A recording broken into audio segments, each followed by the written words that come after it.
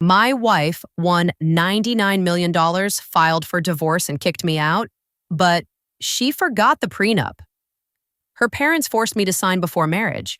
My wife won a $9 million lottery, filed for divorce, and kicked me out, but she forgot about the prenup that her parents compelled me to sign before our marriage. I'm from a humble family. My parents live in a quiet suburb, and I grew up in a little 3-bedroom house that always smelled like fresh laundry and homemade food.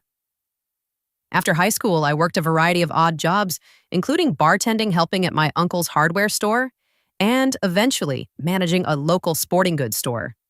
It was not glamorous, but it was genuine. My wife, on the other hand, came from a world that I had never known her parents owned. Several properties, drove expensive automobiles, and threw enormous extravagant parties. A few times every year, let's name my father-in-law Phil and my mother-in-law Mael, was a tall, imposing figure who exudes quiet power in every setting. He'd make casual comments that seemed more like disguise, threats or manipulations. M was also good at gently expressing disapproval. Just one raised eyebrow could make others shrink. They were never blatantly nasty in front of me, but I could always sense their displeasure behind the polite talk. After my wife and I got engaged, I learned how much her parents feared that outsiders would take their family. Assets, they treated me like an intruder. Despite the fact that my wife and I had been dating for years before we could set a wedding date, Phil insisted that I sign a prenuptial agreement. I didn't have the money to fight it legally, and I was too consumed by love. I kept telling myself it was a symbolic gesture to plate. Her parents isn't love. The only promise I needed the day I signed is very clear in my mind. It was a warm afternoon in her parents' huge house. Mel spread down the document and slipped a pen in my direction. He gave me coffee almost as if it were a regular business transaction. My wife stood to the side and said little that hurt, but I dismissed it, assuming it wouldn't matter. In the long term, the contract stated that any gifts, inheritances, or trust funds from her family remained her own property. However, any big item we acquired together, such as a house or lottery winnings, would be marital property. That seemed unusual to me, but all I wanted was to marry her. 6 months later, we married in a beautiful lakeside wedding. My parents were overwhelmed by the luxury, yet remained supportive. My father's expression was tense as he greeted my in-laws. He'd always taught me to trust my instincts, but I assumed love would remove any doubts. The first several years passed without any noteworthy incidents. We re-stayed in a condominium that her parents helped us get. I made monthly payments on the mortgage despite the fact that the down payment came from her father's gift. Looking back, it was never actually a gift, but rather a tool for controlling us. But back then, I assumed that this was how wealthy families operated our marriage. Had the normal money squabbles and occasional outbursts about our parents, interfering with our decisions. They'd arrive, unexpectedly bring new furniture or decor, and occasionally reorganize our entire living space without notice. My wife would dismiss my frustration, blaming it on her parents' supportive nature. Then came the day that everything flipped upside down.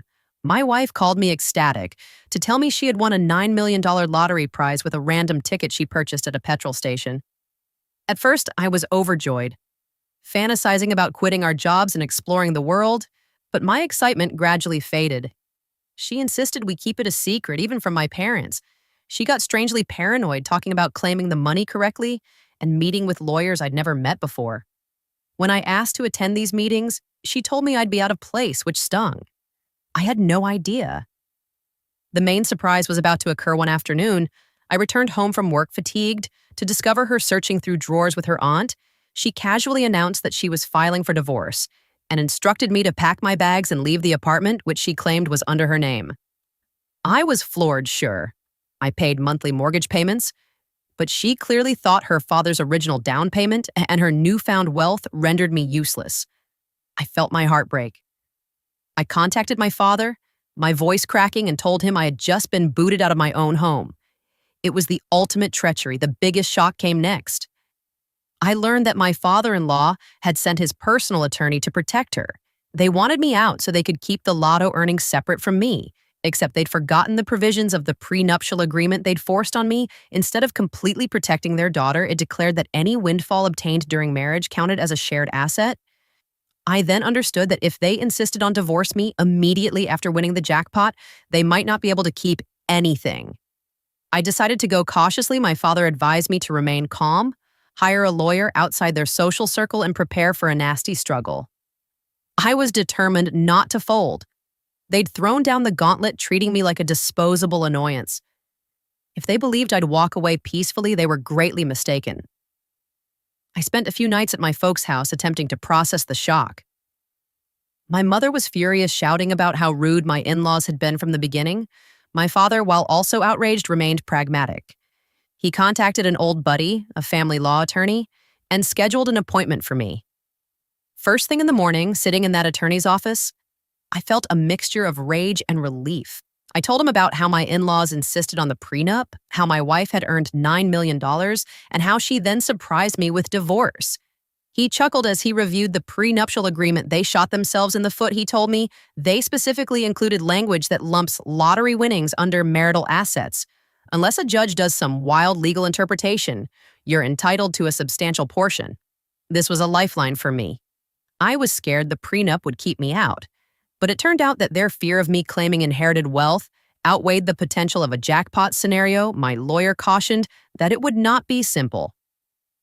My in-laws were wealthy, well, connected and likely to deploy a large legal team, but he believed we had a good case, especially given I had contributed financially to the marriage and had been unceremoniously evicted from our shared residence. I inquired about the divorce proceedings in our state. A disputed divorce can last months or longer, but if my wife's side realizes they are on shaky ground, they may seek an early settlement. The lawyer warned that they would use intimidation or underhanded tactics to persuade me to give away my rights cheaply within a few days.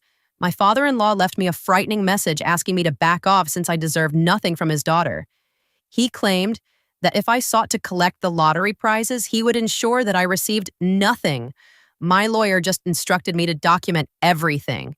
Then my mother-in-law cornered me outside my parents' house, suggesting a pathetic silent exit. She portrayed it as a fantastic bargain, but it wasn't even enough to cover half of my mortgage payments. I declined, stating we'd see each other in court. She scoffed, perplexed by my refusal, obviously unaccustomed to anyone refusing her money with negotiations at a deadlock. My lawyer filed petitions to prevent the lottery monies from being hidden or moved. That incensed my in-laws, who began spreading rumors about me being a gold digger who preyed on their young daughter. It stung, but I remained strong. My supervisor, who owned the sports goods store, had my back, dismissing my father-in-law's attempts to interfere with my employment. Friends took sides, some calling me petty, while others praised me for fighting back. The stress was unbearable, but I refused to succumb.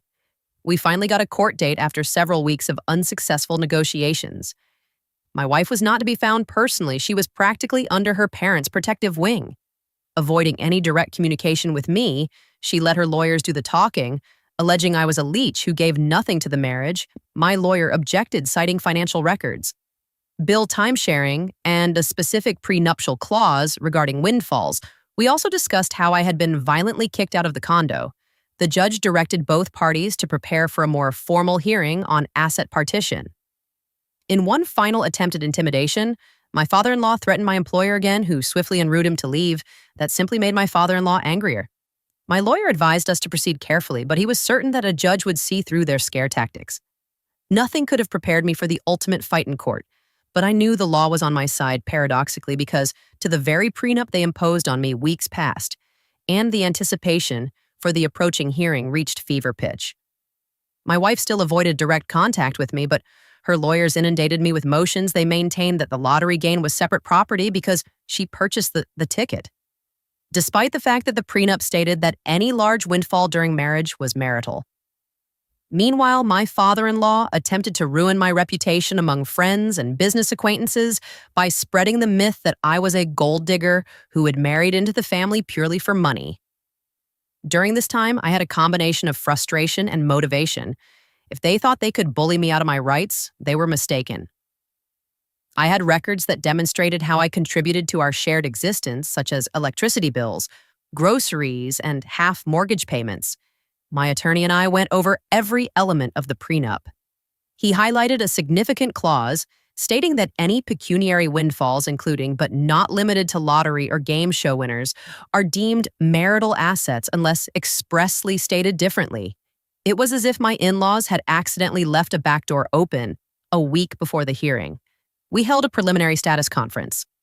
My wife arrived with her parents and a team of lawyers, 4 attorneys, and a financial advisor. They looked at me with the same air of superiority, but their attitude softened when my lawyer quietly showed the prenuptial agreement emphasizing the specific clause about lottery money. The judge listened attentively, appeared unimpressed by their attempts to dismiss the case, and ordered that all substantial assets be frozen until the main hearing. That same day, my mother-in-law cornered me outside the courthouse insisting we speak like adults. She tried to provide a flat payment that was much lower than before. Calling it generous for someone of my background, I refused again, telling her that we'd let the judge decide. She snapped that I was destroying the family as if I had surprised her daughter with a divorce. The hypocrisy made my blood boil. But I remained calm. My lawyer had told me not to engage in heated confrontations that could be used against me later behind the scenes. I was terrified that my in-laws might try to hide the lottery earnings in hidden accounts. My lawyer, anticipating this possibility, filed court orders to block any substantial transfers. We also planned to have a forensic accountant ready in case we suspected them of hiding monies. My father-in-law's temper flared. He left me a voicemail calling me filthy and accusing me of taking the love from his daughter's life. It was lavish, given that they were the ones who kicked me out immediately after winning the lottery as the hearing neared. I meticulously planned with my counsel. We practiced my statement to ensure I seemed calm and factual in court. I had papers of the prenup receipts for the partially paid mortgage, and even texts from my wife confirming our joint bills. The lawyer advised me to make my reply succinct, but the evidence will speak for itself if they attempted emotional theatrics. We would respond with precise documentation on the morning of the hearing. I stood in front of the courthouse. My heart racing. My parents attended me for moral support, but they remained outside the courtroom when the proceedings began. I noticed my wife seated near her father, both sporting stone-cold looks. Her mother lingered in the back. Arms folded, my father-in-law's lawyers, dressed in glossy suits, were confident, maybe hoping that money and legal strength could overcome the facts. The judge, a severe woman in her 50s, didn't waste time. She invited each side to submit their arguments. My wife's main attorney attempted to portray me as a small contributor who had done little more than share the same living environment. They claimed the lottery purchase was a personal transaction made using her money, but my lawyer calmly reminded me that the prenup specifically includes such windfalls as marital property. We also have bank records indicating she had used our joint account card that day. When we presented the information, I noticed visible tension in my father-in-law's camp. The judge inquired whether they had any more paperwork, indicating it was her personal money. They fumbled, claiming that the card had been used unintentionally, or that it was her father's deposit into the account. But the statements clearly identified our names, not just hers. The judge took note, her attention going to them with anticipation. Eventually, my wife spoke. She said she never intended to upset me and that her parents pushed for a divorce once the prize was won to protect family assets. She fumbled over her words, acknowledging she was under pressure, but also attempting to excuse it by claiming that if anyone found out about the money, they would come after us. My lawyer inquired whether she consulted me before making these judgments. She admitted number. The judge's disdain was evident by midday. It was evident that their prenuptial agreement was a double-edged sword. The exact document they'd used to isolate their money now threatened to put a large sum of lottery prizes in my hands. The court ordered a second hearing for final judgments, noting that she preferred to approach the lottery as a significant marital asset subject to equitable division. Outside, my father-in-law went by me, mumbling, "This is far from over," but his confidence was clearly shaken. Their desperation grew in the weeks before the ultimate verdict. My father-in-law's lawyers tried everything, submitting motions to revise the prenuptial agreement's terms, arguing the goal was not to include lottery winnings. The judge dismissed the motions, citing the plain text. My mother-in-law tried to corner me again, warning me that if I hurt their family, I would regret it. I told her straight up that they'd started this by pushing me out and surprising me with a divorce. My wife attempted to contact me, leaving an emotional voicemail expressing her desire for things to end amicably. She offered that if we just had a secret agreement, we might be able to recover some of our relationship, I would have considered it if they had treated me fairly from the beginning. But after the intimidation and falsehoods and forced removal, my trust had evaporated. My lawyer warned me not to engage in these back-channel discussions. We had a strong legal position and no reason to settle for crumbs. Finally, the day for the final hearing arrived. The courtroom was filled with attorneys from both sides. My father, mother, and a few friends arrived to support me, sitting silently at the back. The judge took the bench, reviewed the amended documents, and approved final remarks. My father-in-law's lead lawyer took one final shot, portraying me as a crafty opportunist who uncovered the prenup's loophole after benefiting from the family's generosity. My lawyer responded with plain facts. One, they compelled me to sign the prenuptial agreement. Two, it specifically mentioned the lottery or other windfall as shared property. Three, my father-in-law financed a portion of our condo, but I contributed monthly, so it was not a completely independent asset. Furthermore, the quick divorce petition following the prize was typical evidence of their plan to keep me from the rewards. The judge listened intently and then issued her decision. She stated that the lottery wins definitely fell under marital assets under the prenup's terms. She chastised my in-laws for attempting to pervert the agreement they had drafted. She also determined that my wife's abrupt expulsion of me from the condo was unfair and that I was entitled to repayment for my share of the mortgage and marital contributions. In brief, the judge issued an order stating that I would receive a significant portion of the lottery winnings, as well as compensation for my condo part. We parted ways with a finalization date set for a few weeks later. Just to complete papers, my father-in-law's expression was thunderous and my mother-in-law was incensed, whispering fiercely to him. My wife stood there with tears in her eyes, either from genuine remorse or fury. Over the loss of so much money, I felt both vindication and grief. We used to love one another, but greed, parental influence, and their attempts to exploit me destroyed everything in the aftermath. Their lawyers attempted to provide a slightly changed settlement, most likely expecting I'd accept a lower figure to avoid more complications. My lawyer urged that we accept the judge's decision, as we had no reason to cut it.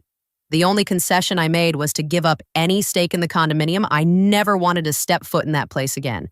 They cut me a check for an amazing amount. Was that half the jackpot? Not quite, but it was large enough to allow me to reconstruct my life comfortably throughout it all. I concluded that my in-laws, in their hubris, assumed that wealth would protect them from consequences. They did not expect me to fight back effectively.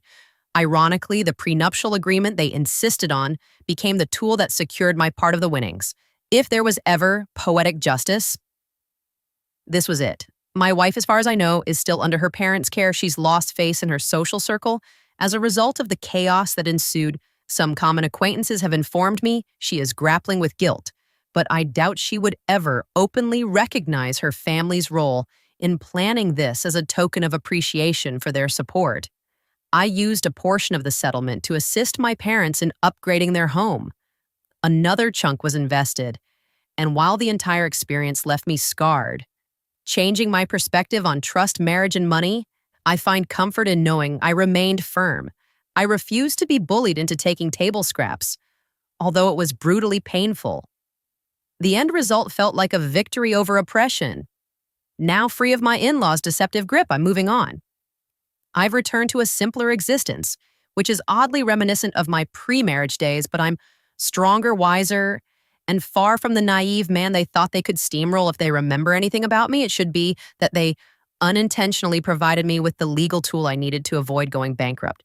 They launched the war, I completed it, and that concludes this chapter. Thank you for watching. If you haven't subscribed yet, please do so and hit the notification bell to stay updated with more shocking real-life stories happening around you.